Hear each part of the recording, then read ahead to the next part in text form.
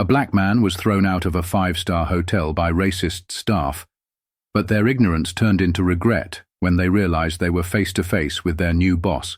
It was an unusually busy evening at the luxurious Silver Heights Hotel, known for its extravagant decor, impeccable service, and elite clientele. Hotel lobby, with its marble floors and golden chandeliers, bustled with activity as suited guests checked in. Bellhops hurried with luggage, and staff buzzed around to ensure everything ran smoothly. Among the throng of people was David Carter, a sharply dressed black man in his early 40s, exuding a quiet confidence that turned heads. David had just stepped out of his sleek car, handing the keys to the valet. He paused for a moment, taking in the grandeur of the place. To an outsider, he looked like any successful businessman, accustomed to such luxurious surroundings. But tonight, David wasn't just another guest. He had a purpose, one that would soon change the lives of everyone in the hotel. As David strolled into the lobby, a sudden shift in the atmosphere was palpable. The warmth in the staff's smiles seemed to fade, replaced by hushed whispers and judgmental glances. A receptionist, a middle-aged woman with a practiced smile, seemed to hesitate as he approached the front desk. "Good evening," David began, his deep, calm voice cutting through the murmurs around him. "I have a reservation under the name Carter." The receptionist's smile wavered. She glanced at her computer screen, typing his name in with noticeable reluctance. "I'm sorry, Mr. Carter," she said, her tone lacking the usual courtesy, "but I don't see your name in the system." David frowned slightly, but maintained his composure. "That's odd.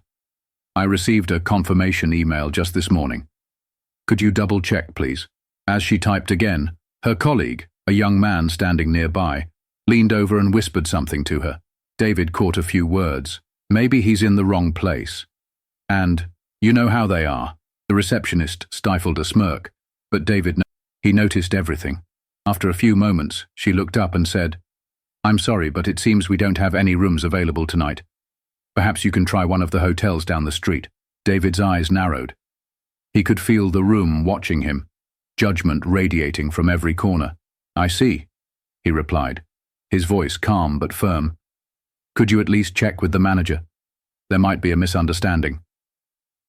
At this, the receptionist's demeanor shifted from cold politeness to outright dismissiveness. "The manager is busy, sir," she said curtly, "and I doubt they'll be able to help." Before David could respond, a voice from behind the desk cut through the tension. "What's going on here?" It was Mr. Sanders, the hotel's general manager, a man in his 50s with a commanding presence. His tone was sharp, and the staff quickly straightened up. David turned to face him, his expression unreadable. "Good evening, I'm David Carter, and I have a reservation here. However, your staff seems to believe otherwise." Sanders glanced at David, his eyes betraying the same prejudice that had been simmering in the room. "Mr. Carter," he said, his tone laced with condescension, "this is a very exclusive hotel. Are you sure you didn't make a mistake?"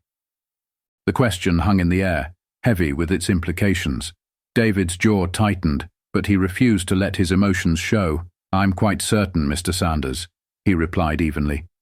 "If you'd care to look into it, I'm sure you'll find that I belong here as much as anyone else." Sanders hesitated, his authority challenged, but instead of addressing the situation professionally, he dismissed David with a wave of his hand. "I think there's been some misunderstanding. Unfortunately, we're fully booked tonight. Good luck finding accommodations elsewhere." The humiliation was undeniable, but David didn't argue. He simply nodded, turned on his heel, and walked out of the lobby. As he left, the whispers grew louder, the judgment thicker.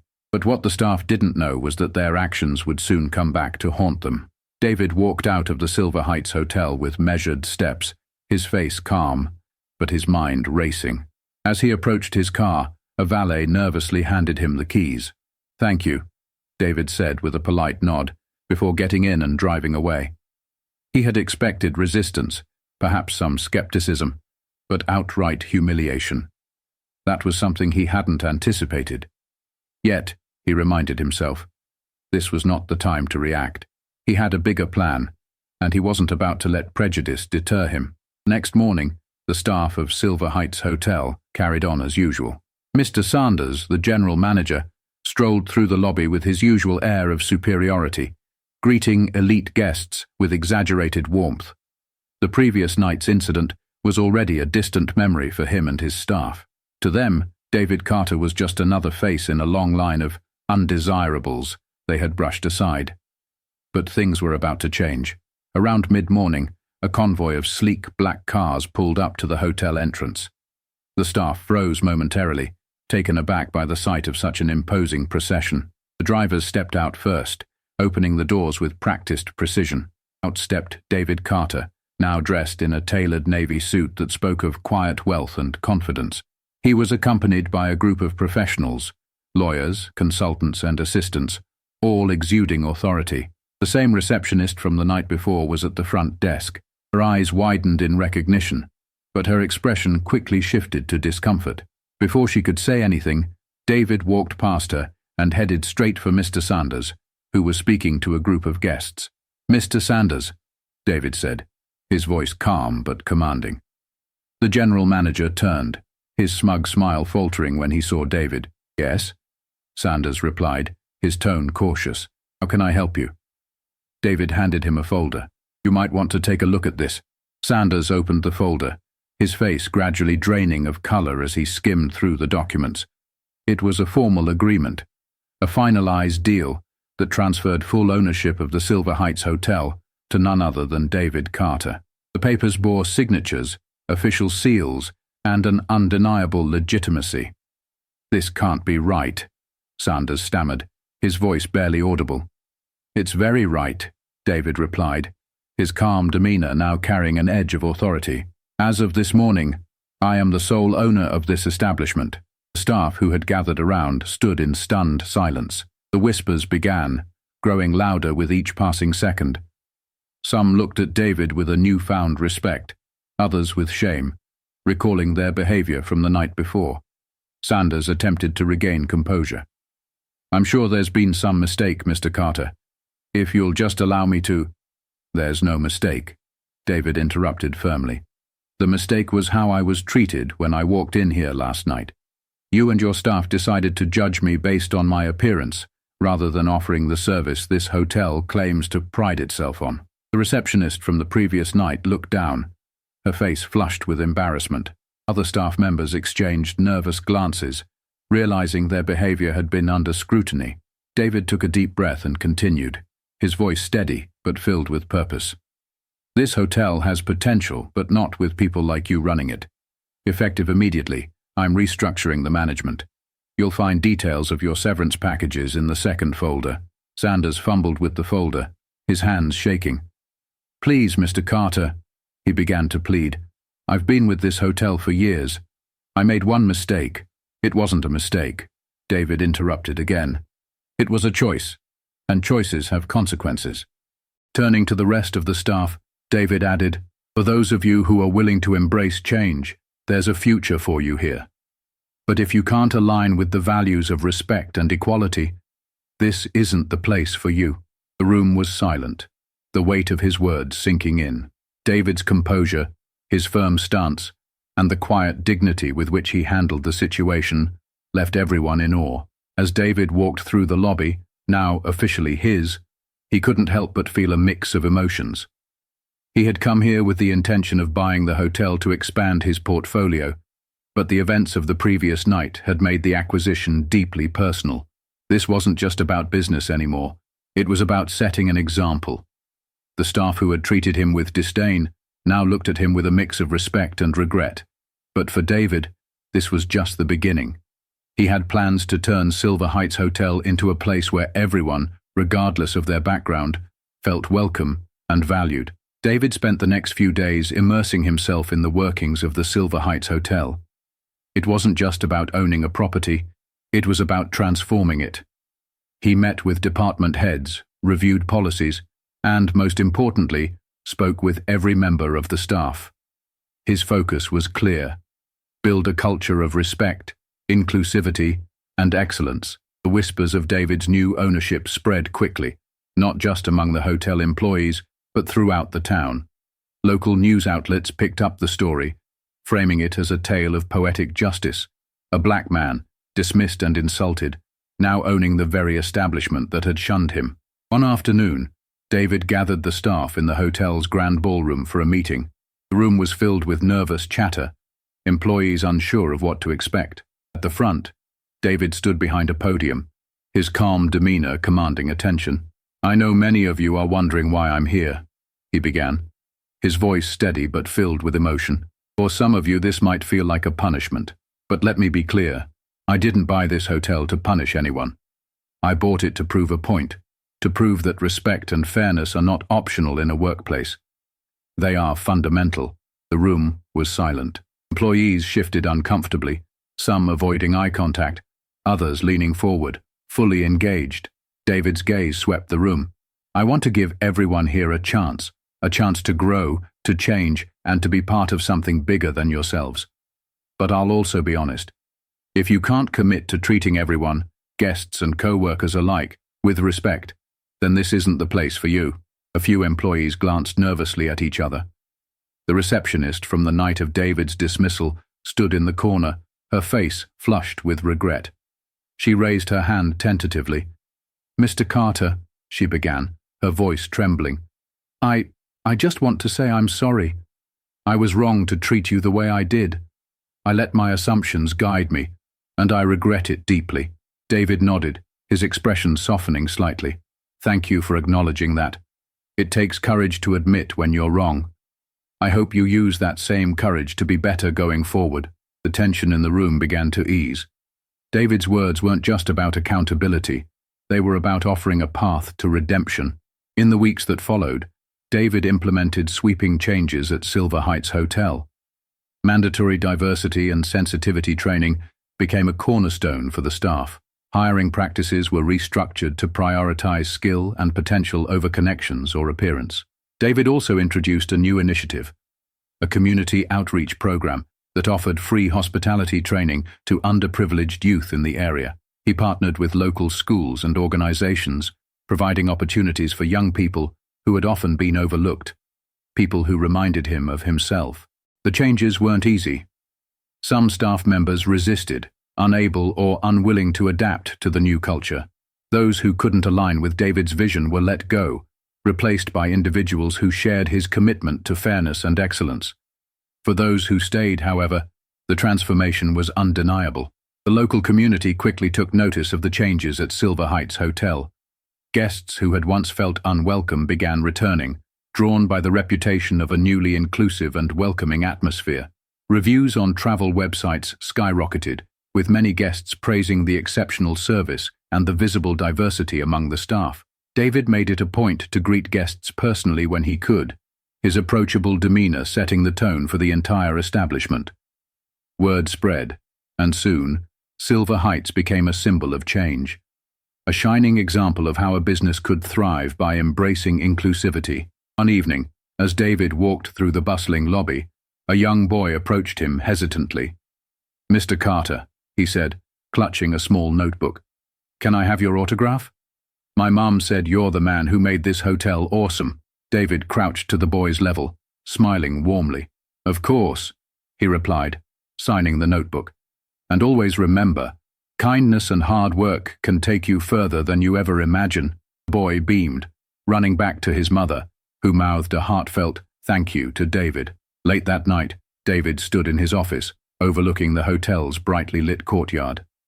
The journey had been far from easy, but as he reflected on the transformation, he felt a deep sense of fulfillment. The hotel was no longer just a business venture. It was a testament to resilience, a beacon of hope for those who had ever been underestimated or dismissed.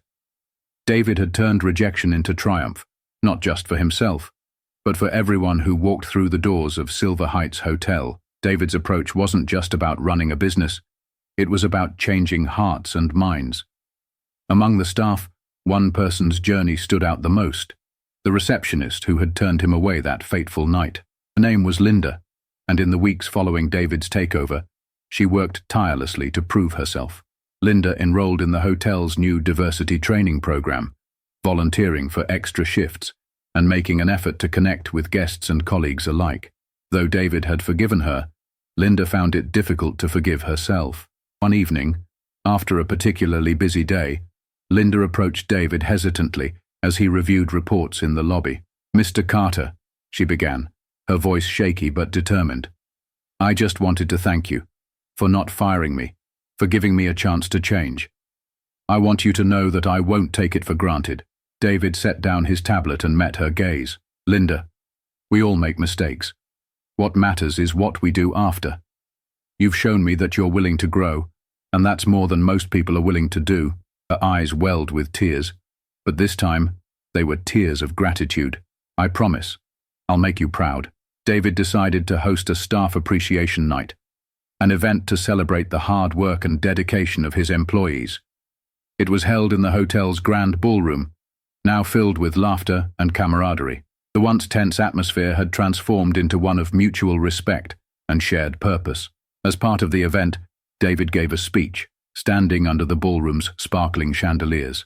"Tonight, we celebrate not just this hotel, but the people who make it great. Each of you has played a role in building something that goes beyond business.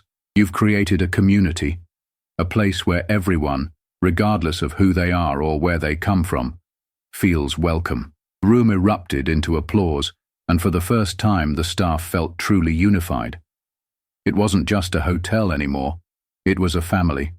Amid the celebration, a guest approached David. Dressed in an elegant suit, the man introduced himself as Peter Collins, the owner of several high-profile resorts across the country. "Mr. Carter," Peter began, extending his hand, "your story has inspired me. I've been hearing incredible things about Silver Heights Hotel. I'd love to partner with you on a new venture, something that takes your vision nationwide." David was taken aback. This was an opportunity beyond his wildest dreams. Yet, he remained humble. "Thank you, Mr. Collins. I'd love to discuss how we can work together to create more spaces like this." The two shook hands, solidifying a partnership that would take David's mission of inclusivity to an entirely new level. News of David's success spread far and wide.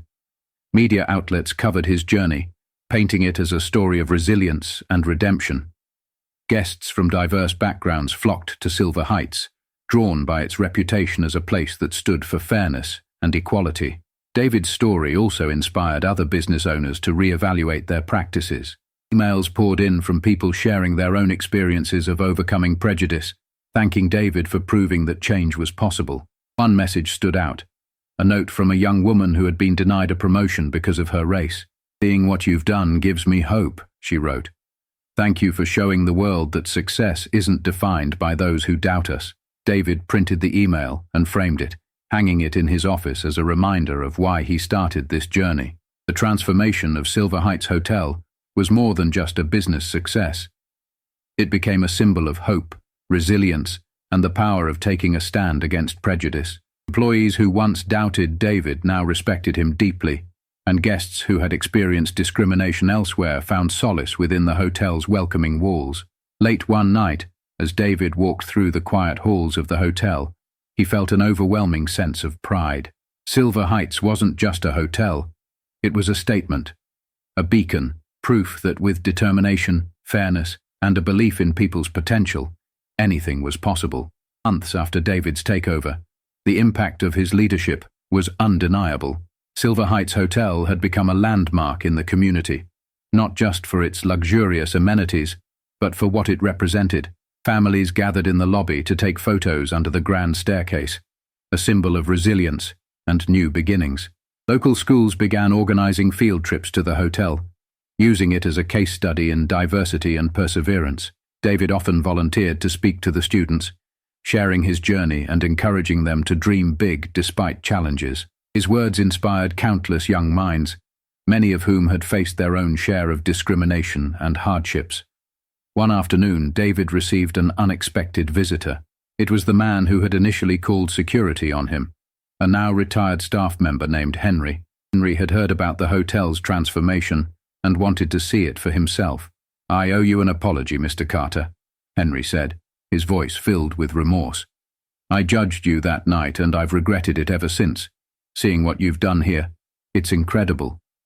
David studied the man for a moment before extending his hand. "Henry, it takes courage to admit when we're wrong. We can't change the past, but we can learn from it." The two shook hands, and in that moment, the weight of past prejudice seemed to lift. It wasn't about erasing history, but about building a better future. To commemorate the anniversary of his ownership, David hosted a community gala at Silver Heights. Invitations were extended far and wide, from loyal guests to staff members and their families. The theme of the evening was simple yet profound: unity in diversity. The gala featured performances by local artists, a feast showcasing cuisines from around the world, and heartfelt speeches from those whose lives had been changed by the hotel's transformation. Linda, the once dismissive receptionist, took the stage to share her story. "When I first started here, I didn't understand what it meant to truly respect someone. But Mr. Carter's leadership taught me that greatness isn't in our titles. It's in how we treat each other."